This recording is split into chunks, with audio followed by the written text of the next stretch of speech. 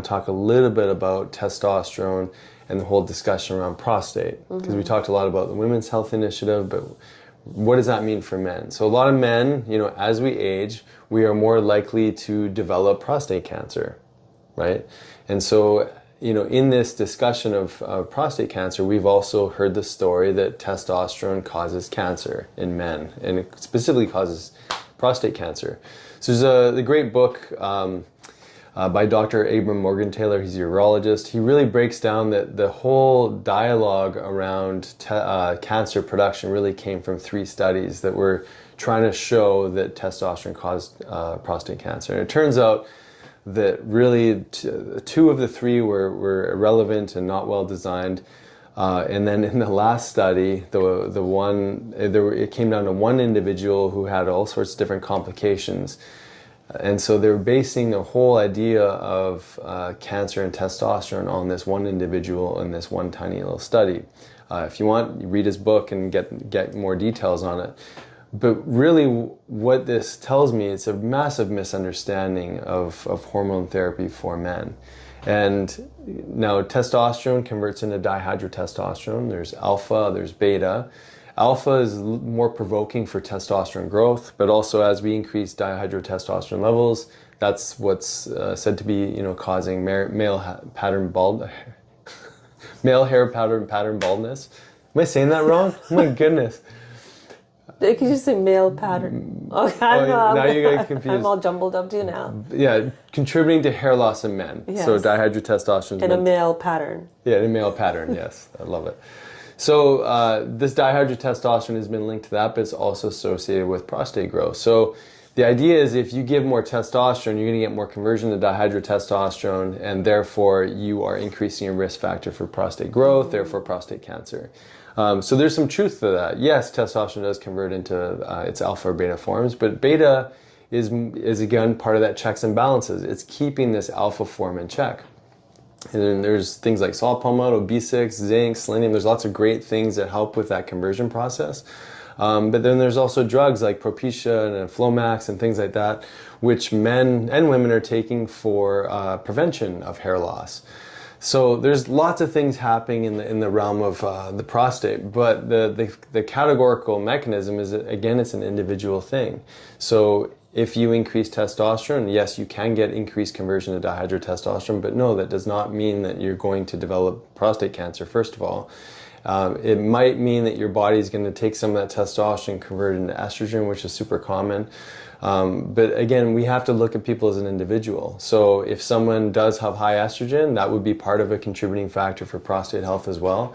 You can do a dry urine hormone test, which actually breaks down the alpha and beta forms. And men who have good ratios and good proportion of beta to alpha, they have a natural protective mechanism. And so it's always important to go back to the why. We say go upstream, get to the reason for why prostate cancer might develop. You mentioned fungal before. We see high amounts of people that are given the diagnosis of prostate cancer that have high candida or yeast.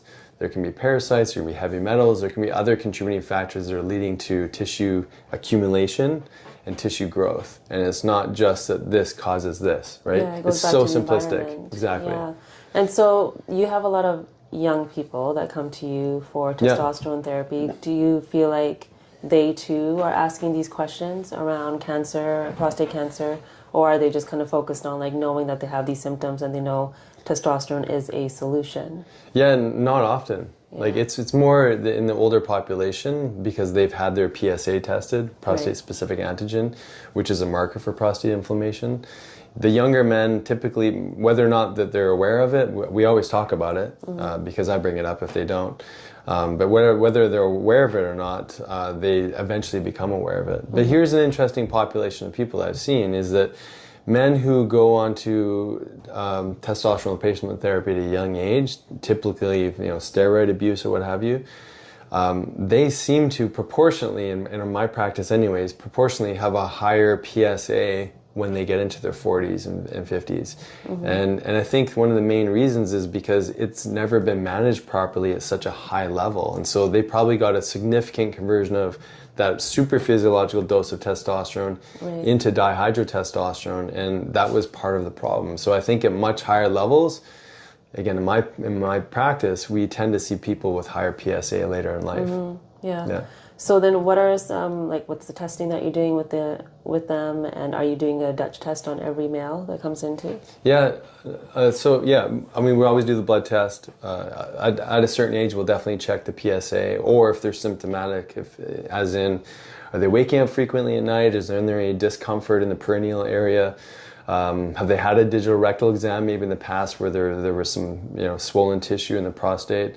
Those are usually the signs. And then waking up frequently at nighttime to urinate, those would all be reasons to maybe test for a PSA, and then maybe recommend get a digital rectal exam done.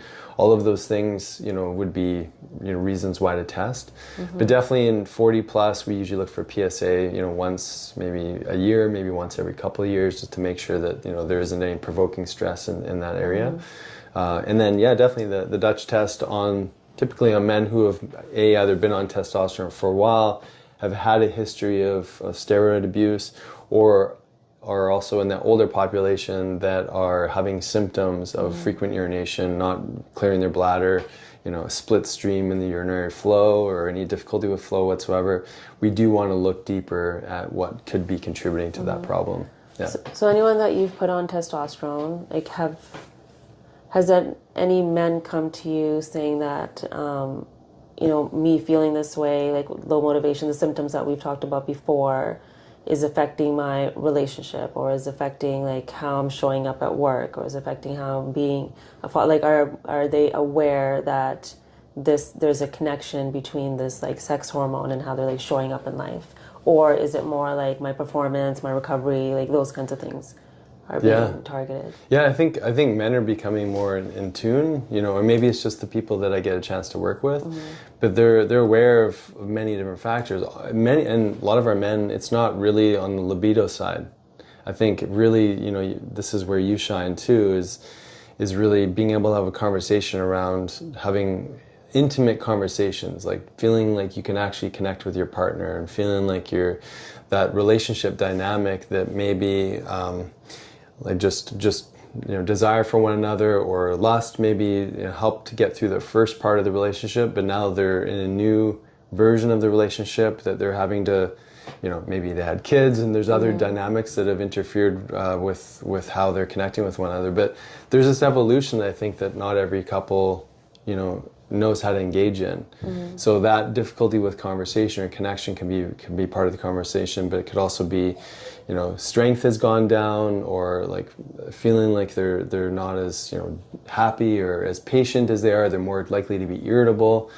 And that irritable one is funny because typically irritation is associated with too much testosterone, but it's actually more the opposite, that we lose our patience as our testosterone declines. But it's quality of life, and the way that it's articulated by the patients is a little bit unique, but it usually revolves around performance and energy, and feeling like weak and tired, or feeling like you just don't recover after you exercise or after play sports. There's this slowness to things, and so I got a chance to play soccer with some old guys last week. And it was so funny because we show up and everyone's like very specific about stretching. They're absolutely, they need to stretch beforehand. Like, you don't see young people stretching. No. I never stretched when I was younger. Our boys barely do it now. They do it because they should. Yeah. They do it because they're told they should. And I don't remember ever really doing that properly when I was playing, basketball in college and whatnot, and high school, and a little bit here and there. But these guys that showed up to like seniors or like middle-aged soccer, they were all adamant about stretching. They were all talking about like, this guy was out for a week because he got injured in the last game and he turned too fast. Another friend of mine, he's like, I don't want to move too quickly laterally, because if I do, I'm carrying a little extra weight. I might tumble right over and roll my ankle. It's like all these things these are where the conversations are happening. It's happening in the activity where like, I'm not recovering as fast. Yeah. I'm feeling more sore. There's more pain after exercise. Right. Yeah. I also think we're just more tuned in as we age too. Yeah, I think so too. I mean, Yeah. when you watch like the kids playing, or even like in your teens or even in your 20s, like your focus really isn't in even on recovery. No. It's just, I just want that adventure. I just want to do that. So now we know what can happen if we don't get a good night's sleep. Or even yesterday was the boy's birthday and you kept asking if I wanted to play, and my hip was already feeling a little bit funny, and I'm like, no, I know what's going to happen because I'm going to want to put 100% in, but my body's like, you could probably do 50% today, and so I have to pause and say no.